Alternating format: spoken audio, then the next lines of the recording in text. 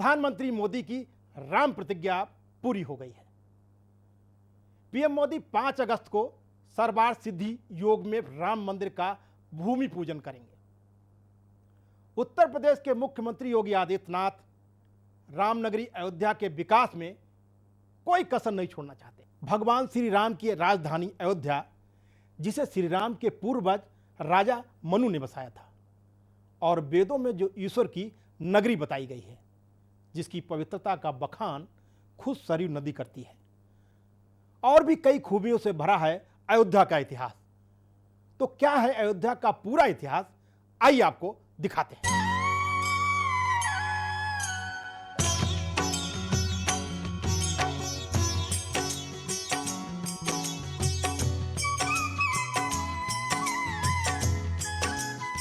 अयोध्या, राजा राम की नगरी अयोध्या, इक्ष्वाकु कुल के सूर्यवंशी राजाओं की राजधानी अयोध्या।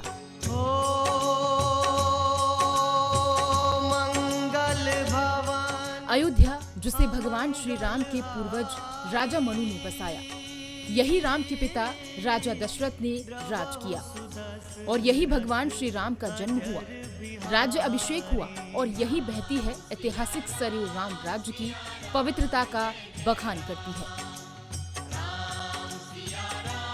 वेदों में इसे ईश्वर की नगरी बताया गया है और इसकी संपन्नता की तुलना स्वर्ग से की गई है।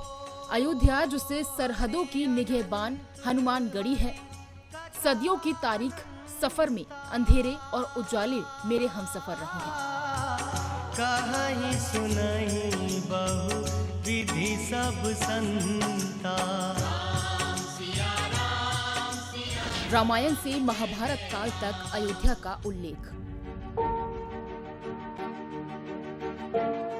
इतिहासकारों के अनुसार अयोध्या में 5114 ईसा पूर्व भगवान विष्णु के अवतार हिंदू आराध्य श्री राम का जन्म राजा दशरथ के घर हुआ था, जिसके बाद अयोध्या नगरी पर सूर्यवंशी राजाओं का राज महाभारत काल तक रहा।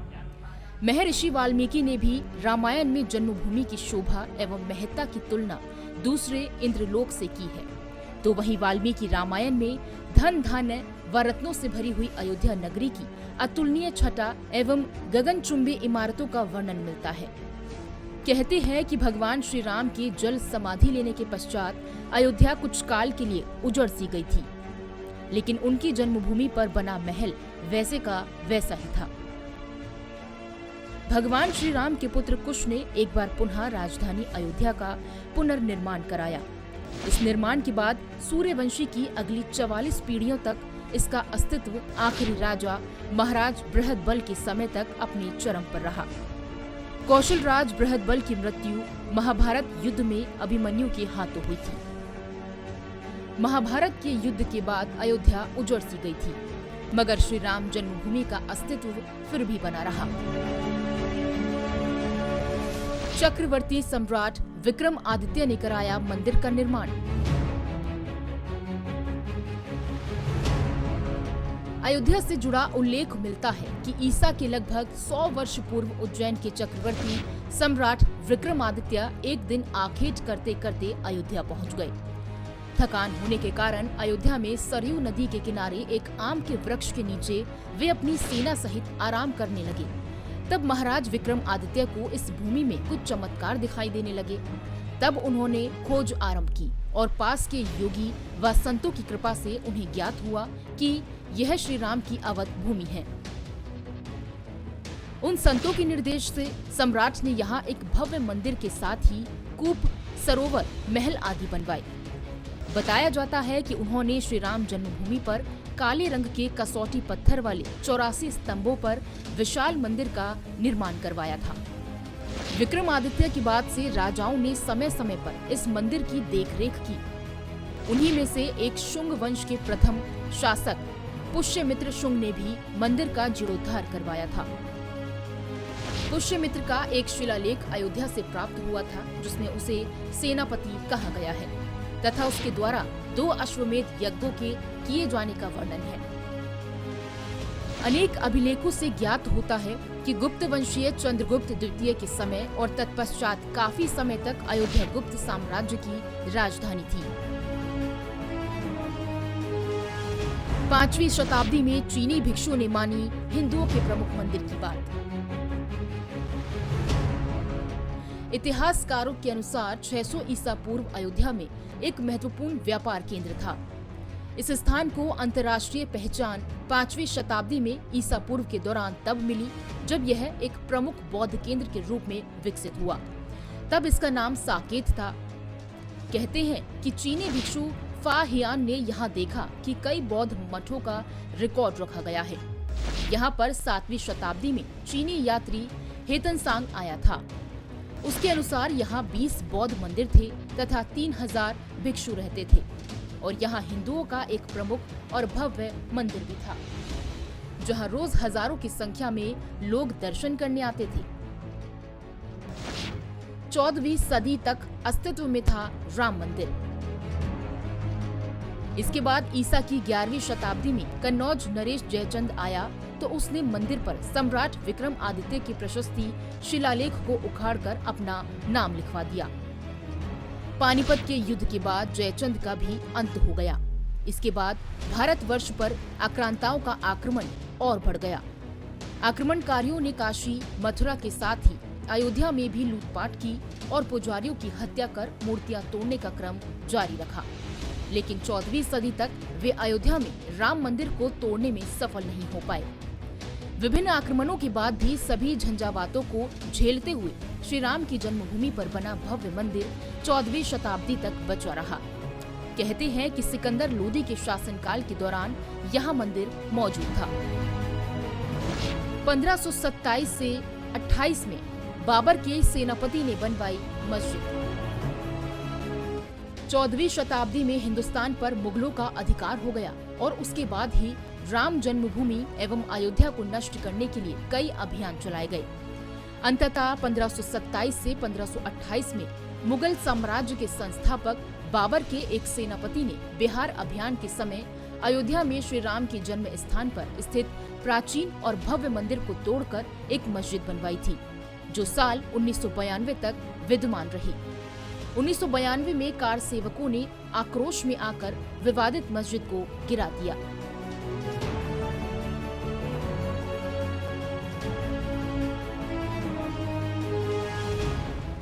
तो ये था अयोध्या का इतिहास। इसमें आपने देखा कि किस तरह से अयोध्या का निर्माण हुआ और आगे चलकर जब मुगलों का शासन आया तो बाबरी मस्जिद का निर्माण किया गया। इसके बाद बाबरी विध्वंस के साथ ही विवाद शुरू हो गया। 6 दिसंबर 1992 ये वो तारीख है जब पूरा देश सन्नाटे में डूबा हुआ था। ये वही दिन था जब बाबरी मस्जिद ढांचे को गिरा दिया गया और उसके स्थान पर एक अस्थायी मंदिर बना दिया गया। तभी से देश में इस मजहबी विवाद का सिलसिला शुरू हुआ और लंबे समय तक चलता रहा। सर पे कफन बांध के देखो, बजरंगी की फौज चली, गली गली में मात भवानी का गूंजा जयकारा है। कहो गर्व से हम हिंदू हैं, हिंदुस्तान।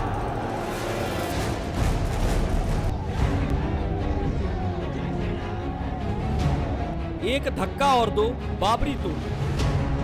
अयोध्या का आसमान चीरते ये नारे, सैकड़ों साल पुरानी विवादित मस्जिद पर चोट कुर्ती, कुंडालों की ठक ठक, सरकारी दफ्तरों में चोंगे पर रखे हुए फोनों का लगातार घर घराना और ऊंचे स्वर में जय श्री राम के आह्वान। ये वो आवाजें थी जिन्होंने 6 दिसंबर 1992 की तारीख को शक्ल दी। लेकिन 7 दिसंबर 1992 को पूरा देश एक अजीब सन्नाटे में डूब गया। जैसे तूफान से पहले की शांति। लग रहा था मानो 2 हिस्सों में बंट चुके समाज में इस ओर से लेकर उस ओर के आम लोग खुली आंखों से अगली अनहोनी का इंतजार कर रहे थे। बाबरी मस्जिद ढांचे पर कुदाल चलाने वाले पहले कार सेवकों को तब शायद इसका एहसास भी नहीं रहा होगा। उन्हें नहीं पता होगा कि वे मुल्क में सियासत का जो किरदार तय कर रहे हैं वो कई साल के लिए देश के मजहबी ताने बाने को झकझोर देगा और हिंदुस्तानी जमहूरियत की स्थायी टीस बन जाएगा। 6 दिसंबर 1992 के दिन अयोध्या में बाबरी का विवादित ढांचा कुछ ही घंटों में ढहाकर वहां एक नया अस्थायी मंदिर बना दिया गया। भारतीय जनता पार्टी, विश्व हिंदू परिषद और शिवसेना के नेताओं और हजारों आक्रोशित कार सेवकों पर केस दर्ज हुए। कांग्रेस ने न सिर्फ 1996 का चुनाव हारा, बल्कि 8 साल तक केंद्र की सत्ता से बाहर हो गया और उत्तर प्रदेश में तो उसका सफाया ही हो गया। सियासत में यह मुद्दा आज भी मरा नहीं। कोई इसे सियासत के काले सफे के तौर पर याद करता है, तो कोई शौर्य दिवस मनाते हुए मिठाई बांटता है। पर क्या आप उन नामचीन हस्तियों के बारे में जानते हैं जो राम मंदिर आंदोलन और बाबरी मस्जिद विवाद से जुड़े रहे हैं? या यूं कहें तो ये ही वे लोग थे जो इस विवाद के नायक रहे। उस वक्त भारत के प्रधानमंत्री राजीव गांधी, जिन्होंने 1985 में बाबरी मस्जिद परिसर का ताला खोलने की कार्रवाई की प्लानिंग की। कहा जाता है कि उन्होंने तत्कालीन प्रदेश सरकार पर दबाव बनाया और सरकारी अमले ने कोर्ट में कह दिया कि मस्जिद का ताला खोलने से कोई बवाल नहीं हुआ। फिर क्या था, सारा विवाद नए सिरे से शुरू हो गया। राजीव गांधी शाह बानो केस में मुस्लिम कंजर्वेटिव लीडरों का पक्ष लेने के आरोप झेल रहे थे। माना जाता है कि पॉलिटिकल बैलेंस बनाने के चक्कर में उन्होंने हिंदुओं को साधने का फैसला किया। राजीव गांधी ने बाबरी परिसर का ताला खुलवा दिया। इससे पहले पुजारियों को साल में सिर्फ एक बार अंदर जाकर पूजा की इजाजत थी। इस घटना के बाद राम जन्मभूमि आंदोलन ने नए सिरे से जोर पकड़ लिया और फिर हिंसक रूप ले लिया। बहुत लोग मानते हैं कि प्रधानमंत्री स्टेटसमैन और एक कांग्रेसी के तौर पर ये राजीव गांधी की बहुत बड़ी भूल थी। राजनीतिक रणनीतियों ने इस विवाद को और भड़काने का काम किया। कई बड़े नेताओं के नाम चार्जशीट में शामिल हुए। इन बड़े नेताओं में से एक एल.के. आडवाणी भी थे, जिन्होंने उस दौरान एक लंबी रथ यात्रा निकाली थी, जिसके चलते ये विवाद और भड़क उठा। आडवाणी की मंदिर के लिए रथ यात्रा। बाबरी मस्जिद विध्वंस मामले में कई दिग्गज नेताओं के नाम शामिल हैं, जिनमें बीजेपी के वरिष्ठ नेता लालकृष्ण आडवाणी समेत 13 नेताओं के खिलाफ सीबीआई ने पूरक चार्जशीट दाखिल की थी। बीजेपी की राजनीति को ऐतिहासिक माइलेज राम मंदिर आंदोलन से ही मिला और इसका सबसे बड़ा चेहरा थे लालकृष्ण आडवाणी। आडवाणी बीजेपी के सबसे वरिष्ठ नेता हैं। सितंबर 1990 में उन्होंने राम जन्मभूमि आंदोलन को आगे बढ़ाते हुए दक्षिण से अयोध्या तक 10,000 किलोमीटर लंबी रथ यात्रा शुरू की थी। आडवाणी का रथ जिन शहरों से गुजरा, उनमें से कई जगहों पर सांप्रदायिक हिंसा हुई और कई लोग मारे भी गए। रथ बिहार पहुंचा तो वहां की नई नवेली लालू यादव सरकार ने आडवाणी को गिरफ्तार कर लिया। इसके बावजूद देश भर से बड़ी संख्या में कार सेवक और संघ परिवार के लोग अयोध्या पहुंचे। बाबरी ढांचे पर हमले की कोशिश की। पैरामिलिट्री फोर्स के जवानों ने उन्हें रोकने की कोशिश की। दोनों पक्षों में संघर्ष हुआ और कई कार सेवक मारे गए। केंद्र की बीपी सिंह सरकार को कमजोर बताते हुए बीजेपी ने समर्थन वापस ले लिया। इसके बाद हुआ उत्तर प्रदेश विधानसभा चुनाव, जिसमें बीजेपी को बहुमत के साथ जीत मिली और लोकसभा में भी उसकी हिस्सेदारी बढ़ गई। सीबीआई की मूल चार्जशीट के मुताबिक आडवाणी अयोध्या में विवादित बाबरी मस्जिद गिराने की साजिश के मुख्य सूत्रधार थे। आडवाणी ने 6 दिसंबर 1992 को कहा था, आज कार सेवा का आखिरी दिन है। कार सेवक आज आखिरी बार कार सेवा करेंगे। फिलहाल अयोध्या के बाबरी मस्जिद विध्वंस मामले की स्पेशल सीबीआई कोर्ट में सुनवाई आखिरी दौर में है। सभी आरोपियों के बयान दर्ज किए जा रहे हैं। इस साल भी 23 जुलाई को बीजेपी के वरिष्ठ नेता मुरली मनोहर जोशी का बयान दर्ज हुआ। अगले दिन 24 जुलाई को पूर्व उप प्रधानमंत्री लालकृष्ण आडवाणी का भी बयान दर्ज किया गया। लखनऊ में स्पेशल सीबीआई जज एस.के. यादव के सामने खुद को बाबरी विध्वंस प्रकरण में पूरी तरह से बेगुनाह बताते हुए आडवाणी ने कहा कि राजनीतिक दबाव में उनके खिलाफ जांच की गई। उन्होंने कहा कि मनगढ़ंत सबूतों के आधार पर चार्जशीट दाखिल की गई। इस दौरान आडवाणी से 100 से ज्यादा सवाल भी किए गए। वीडियो क्लिप, अखबार की कटिंग, सब साजिश। दिल्ली स्थित आवास से वीडियो कॉन्फ्रेंसिंग के जरिए कोर्ट में पेश हुए आडवाणी के सामने कुछ वीडियो क्लिप, अखबारों की कटिंग समेत अन्य सबूत रखे। बीजेपी के वरिष्ठ नेता ने सभी को झूठा, मनगढ़ंत और राजनीतिक साजिश करार दिया। आपको बता दें कि कोर्ट 4 जुलाई से ही सभी आरोपियों के बयान रिकॉर्ड कर रही है। 30 अगस्त तक निस्तारित होना है केस। बाबरी मस्जिद विध्वंस मामले में बीजेपी के कई नेता आरोपी। आडवाणी से पहले यूपी के पूर्व सीएम कल्याण सिंह, मुरली मनोहर जोशी और बीजेपी नेता उमा भारती के बयान दर्ज हो चुके हैं। सभी 32 आरोपियों का बयान दर्ज होने के बाद उन्हें अपनी सफाई और साक्ष्य पेश करने का मौका दिया जाएगा।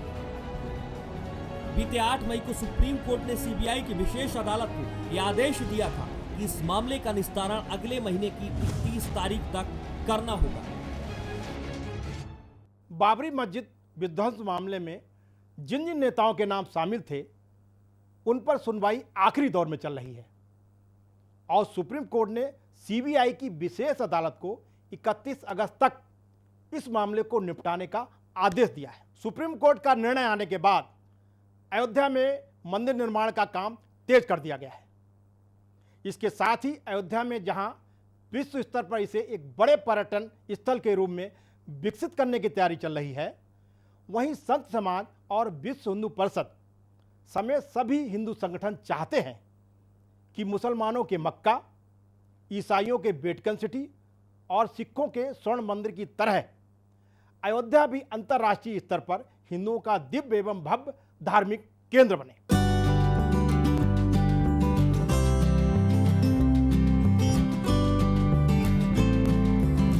सुप्रीम कोर्ट के फैसले के साथ ही अयोध्या में मंदिर निर्माण का रास्ता साफ हो गया है। मंदिर निर्माण के साथ ही अयोध्या देश ही नहीं बल्कि विश्व के लोगों को एक नए रूप में आकर्षित करेगा।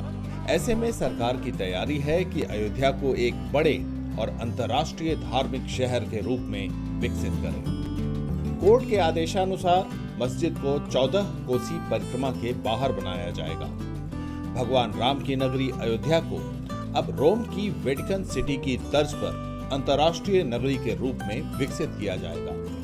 ये एक ऐसी धर्म नगरी बनेगी जहां भारतीय आध्यात्म, सांस्कृतिक, धार्मिक परंपराओं के मूर्त और अमूर्त दोनों स्वरूप मौजूद रहेंगे। रामायण और भगवान राम से जुड़ी पूरी विरासत को संजोने व प्रस्तुत करने वाली शास्त्रीय, लोक जनजातीय और आधुनिक प्रदर्श व दृश्य कलाओं, साहित्य, बौद्धिक परंपराओं को समेटे अयोध्या देश विदेश के पर्यटकों को आकर्षित करने वाला केंद्र भी बनेगा। अब नई अयोध्या का मॉडल तैयार कर लिया गया है और इस पर तेजी से काम चल रहा है। अयोध्या में सारी जरूरतों को ध्यान में रखते हुए ये मॉडल तैयार किया गया है। अयोध्या को हाईटेक सिटी बनाने के लिए केंद्र और राज्य सरकार मिलकर काम कर रही है। हाईटेक सिटी होगी श्री राम जन्मभूमि। अयोध्या स्थित श्री राम जन्मभूमि की अब नई पहचान होगी श्री राम जन्मभूमि तीर्थ क्षेत्र। 70 एकड़ में फैले इस परिसर को सरकारी दस्तावेजों में यही नाम दिया जा रहा है। 5 अगस्त को प्रधानमंत्री नरेंद्र मोदी भव्य राम मंदिर निर्माण का शिलान्यास करेंगे, जिसके बाद अयोध्या का कायाकल्प शुरू होगा।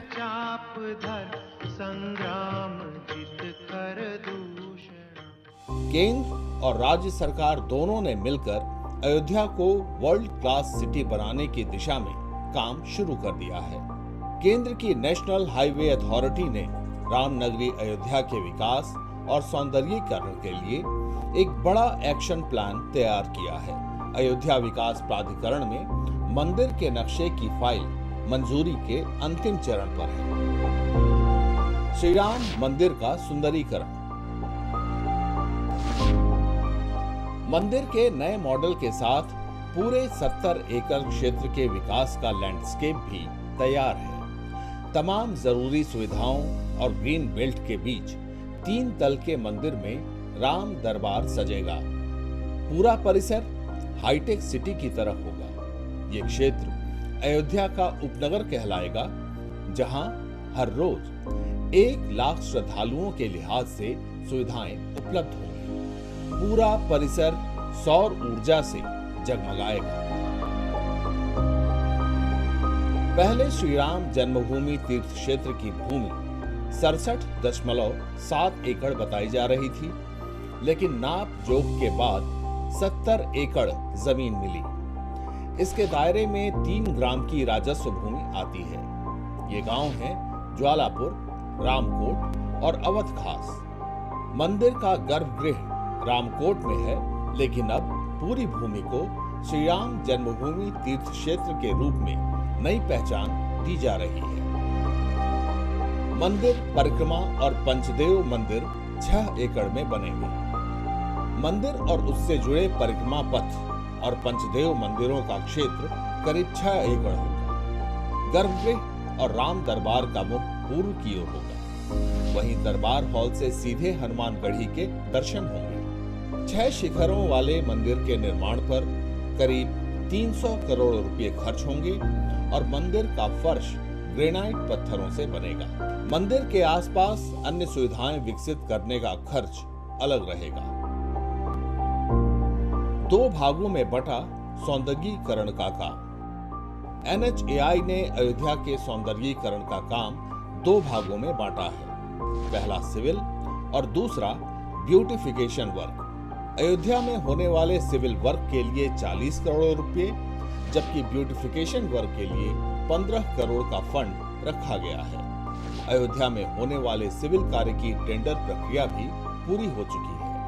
इसका 30% काम भी पूरा हो चुका है, जबकि सौंदर्यीकरण के लिए भी टेंडर की प्रक्रिया पूरी कर ली गई है।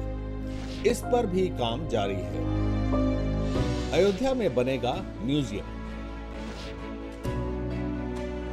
राम मंदिर में 50 मीटर ऊंचे बेस के नीचे ही भव्य और आधुनिक म्यूजियम बनाया जाएगा, जिसमें भगवान श्री राम के जीवन से जुड़ी चीजें रखी जाएंगी। यही नहीं, इस म्यूजियम में अयोध्या का इतिहास और इक्ष्वाकु वंश के राजा मनु से लेकर श्री राम जन्मभूमि तक का इतिहास होगा। आधुनिक तकनीक के माध्यम से इस म्यूजियम में भगवान विष्णु के सभी अवतारों को भी दिखाया जाएगा।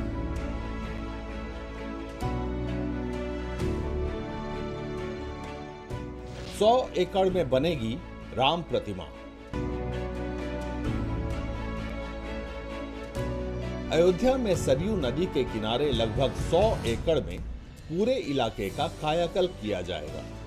भगवान श्री राम की मूर्ति 251 मीटर ऊंची बनाई जाएगी। यह विश्व की सबसे बड़ी मूर्ति होगी। इसमें 20 मीटर ऊंचा चक्र भी होगा। मूर्ति के नीचे 50 मीटर का बेस होगा। भगवान श्री राम के हाथ में धनुष, तीर और तरकश होंगे। अयोध्या में 10 श्री राम द्वार बनाए जाएंगे।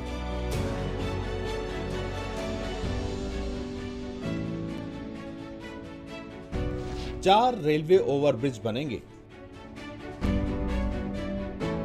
मास्टर प्लान में गोंडा के कटरा मार्ग होते हुए 4 लेन बनाने के साथ साथ शहर के आंतरिक मार्गों को चौड़ा करने, 4 रेलवे ओवरब्रिज बनाने, महोबरा चौराहे से दर्शन नगर मार्ग को 4 लेन बनाने, अयोध्या के हेरिटेज मंदिरों के सौंदर्यीकरण, मुख्य स्थानों के लिए साइन नेट का चिन्ह लगाने, साकेत पेट्रोल पंप से नया घाट के मार्ग के सौंदर्यीकरण के प्लान भी शामिल हैं। अयोध्या में 30 साल तक की जरूरतें पूरी होंगी।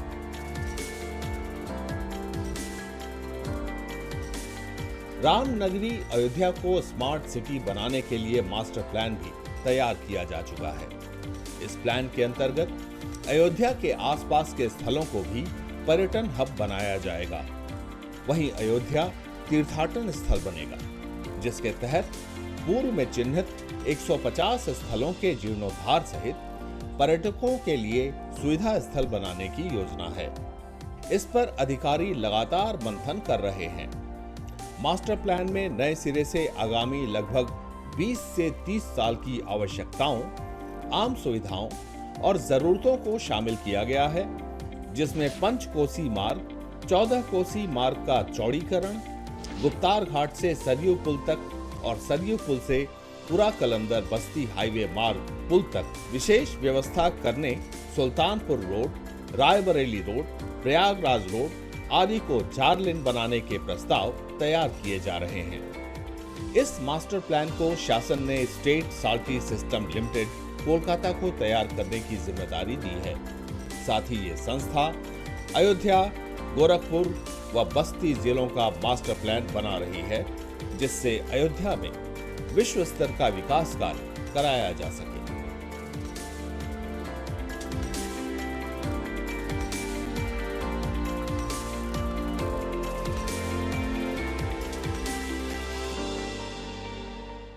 अब रामनगरी अयोध्या अपने पुराने वैभव और गौरव को फिर से हासिल करेगी।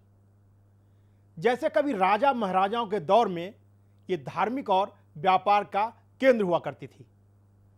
केंद्र और राज्य सरकार का प्रयास है कि अयोध्या में फिर से राम राज्य स्थापित हो और वह अपने पुराने वैभव को प्राप्त कर सके।